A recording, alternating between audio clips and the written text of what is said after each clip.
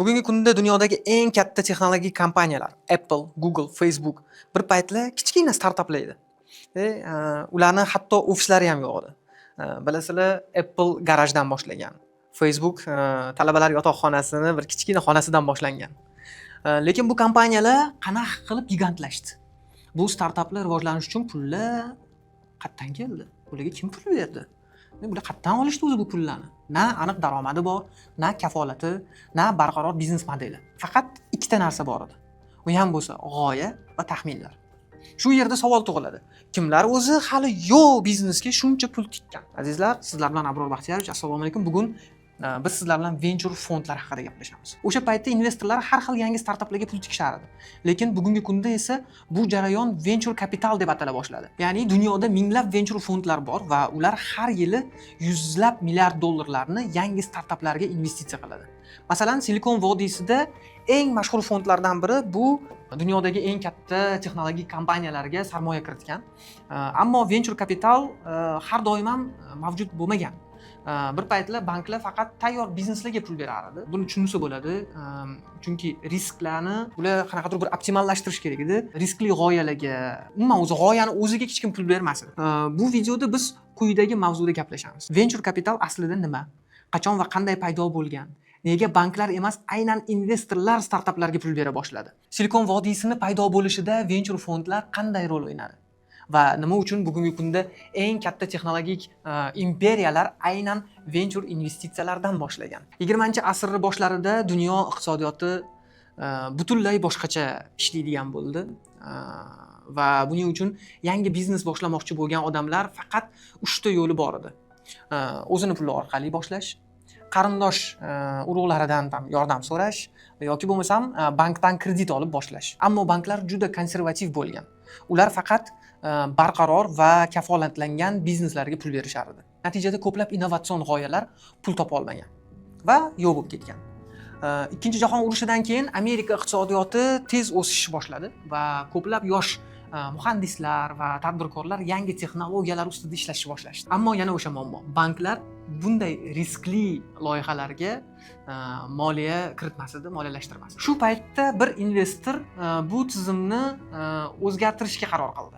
1946-yilda amerikalik investor George Darriot degan odam dunyodagi birinchi venture capital kompaniyasini tashkil qiladi. Bu kompaniya tarixdagi eng mashhur venture investitsiyalardan birini amalga oshiradi. Ular yangi texnologiya kompaniyasiga $70,000 investitsiya qilishadi. Bu kompaniya keyinchalik Digital Equipment Corporation deb nomlanib boshlaydi. Bu bir necha yil ichida qilingan investitsiya $200 million oshadi.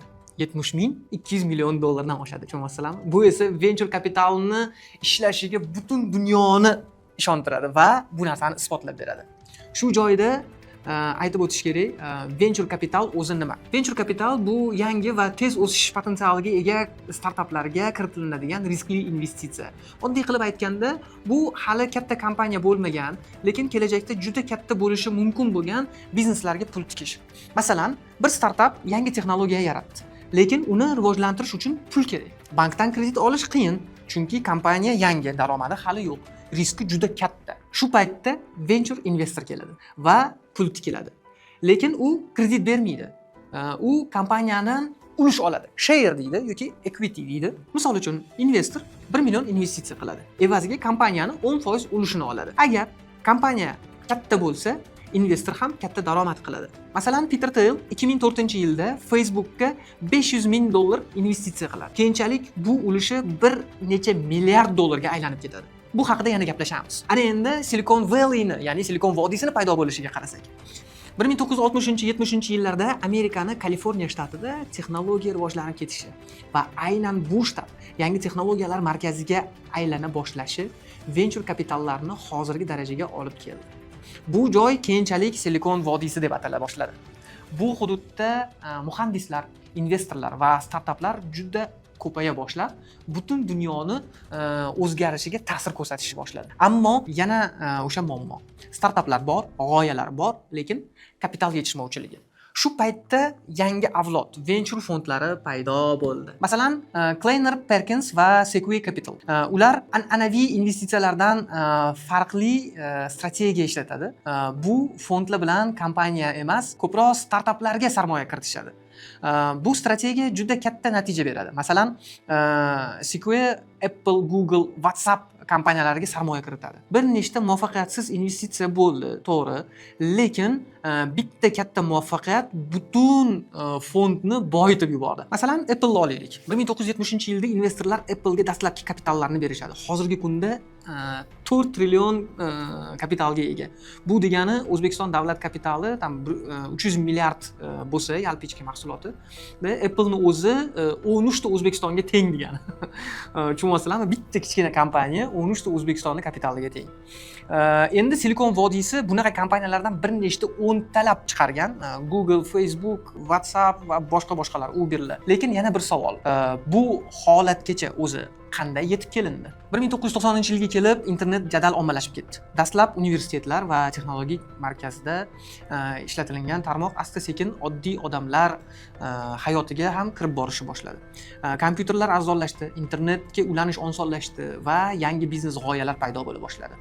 Aynan shu davrda yuzlab internet startaplar ochildi va ba'zi yangi qidiruv tizimlari yaratildi. Ba'zilari onlayn do'konlar, boshqalari esa butunlay yangi xizmatlarni sinab ko'rdi. Eng qizig'i shundaki, bu kompaniyalarning aksariyatida hali aniq daromad modeli ham yo'q edi, lekin investorlar bitta narsaga ishonardi: internet iqtisodiyotni tubdan o'zgartirishi mumkin. Shu sabab venture kapital ham tez o'sishni boshladi. Investorlar internetdagi startaplarga katta miqdorda pul tikdi. Natijada Silicon Valleyda yangi kompaniyalar deyarli har hafta paydo bo'ladigan bo'ldi. .com nima? .com bu .com, ya'ni sayt nomi va nuqtadan keyin com bo'ladi, net bo'ladi. Bizda hozir mana uz. Aynan .com o'sha paytda internet kompaniyalarining aksariyati sayt nomida, ya'ni .com deb nomlangan. Shuning uchun internetda startaplar umumiy qilib .com kompaniyalar deb atalgan. Masalan, amazon.com, pits.com, etoys.com kabi yuzlab yangi kompaniyalar paydo bo'ldi. Investorlar esa internet bu kelajak degan ishonch bilan bu kompaniyalarga katta pullarni tikishni boshlashdi. Muammo shundaki, .com pufagi keyinchalik portladi. Bu pufak o'zi qatdan paydo bo'ldi? Bu pufak degani o'zi nima? Muammo shundaki, ko'p startaplar hali foyda ko'rmasdan turib juda qimmat baholanishni boshladi. Ba'zi kompaniyalar hatto tayyor mahsulot ham yo'q edi. Lekin ularning aksiyalari fond birjalarida millionlab dollarga baholanishni boshladi. Ya'ni kompaniyalar haqiqiy daromad emas, faqat kelajakka umidini sotishni boshlashdi. Bu esa bozorda katta pufak hosil qildi. Aynan .com pufagi. .com pufagi qanday yorildi? 2000-yilga kelib investorlar asta-sekin haqiqatni tushuna boshlashdi. Ko'plab investorlar kompaniyalarda foyda qilmay qo'ydi. Shundan keyin investorlar aksiyalarini ommaviy ravishda sotishni boshlashdi. Natijada internet kompaniyalarining aksiyalari keskin pastga qulab tushdi. Bu hodisa tarixda .com pufagini yorilishi deb ataldi. Natijada minglab internet startaplar bankrot bo'ldi. Ko'plab loyihalar yopildi. Investorlar millionlab dollarni, даже milliardlab dollarlarni yo'qotishdi. Ammo bu inqirozga qaramay ba'zi kompaniyalar omon qoldi. Masalan, Amazon, Google keyinchalik dunyoning eng yirik texnologik kompaniyalariga aylandi. Shu sabab .com davri nafaqat katta inqiroz, balki internet iqtisodiyotini shakllanish bosqichi ham desak bo'laveradi. Bu paytda ko'pchilik bitta savol bera boshladi. Balki venture kapitallar o'z modelini noto'g'ri tanlagandir. Balki startaplarga katta pul tikish bu shunchaki haddan tashqari optimizm bo'lgandir degan bir savollar paydo bo'ldi. Ko'p odamlar venture davri bo'ldi, tugadi deb o'ylashdi. Lekin vaqt o'tib butunlay boshqa narsa sodir bo'ldi. .com inqirozi venture kapitalni yo'q qilgani yo'q, aksincha, u tizimni yanada pishitdi, yanada mukammallashtirdi. Investorlar endi startaplarga ehtiyotkorlik bilan ularni ko'proq o'rganib pul tikishni boshlashdi. Biznes modellarga ko'proq e'tibor berishdi va kuchli jamoalar borligi yo'qligi muhim rol o'ynaydigan bo'lib qoldi. Natijada keyingi yillarda yangi texnologik gigantlar paydo bo'la boshladi. Masalan, 2004-yilda kichik universitetda loyiha sifatida boshlangan Facebook, o'sha paytda The Facebook bo'lgan, venture investor yordamida tez o'sdi va global ijtimoiy tarmoqqa aylandi. 2008-yilda 3 ta oddiy tadbirkor mehmonxonalarni muammosini hal qilish uchun platforma yaratdi. Keyinchalik bu loyiha Airbnbga aylandi. Yoki transport sohasini olsak, Uber ham aynan venture kapital orqali tez kengaydi. Bugun venture kapital faqat investorlar tizimi emas, u global investitsiya dvigateliga aylangan.